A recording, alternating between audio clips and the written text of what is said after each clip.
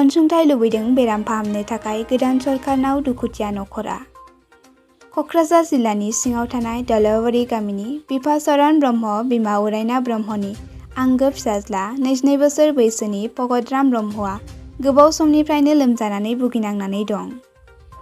दुखुथिया नखरा फोरमायनाय बायदिब्ला Kokrajhar RNB Civil Hospital, MRM Memorial Hospital आरो B. Barooah Cancer Institute Guwahati बैफोरबायदियाव फाहामथाय लासेयावबो फाहामनो हायाखै होननानै फोरमायदों।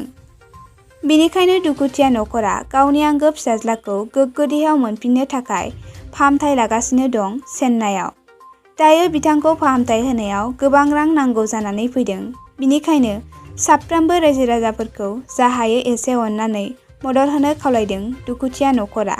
बेनिखायनो बयबो थाबैनो फाहामथाय लानो हानाय बायदि बिथांनि एकाउन्ट नं 3395267129 आइ.एफ.एस.सि. क'ड SBIN 00074221 आव मदद हरनो खावलायदों आरो मबाइल नम्बर 9365023474 आव फन खालामनानै खौरां लाहरनो हागोन।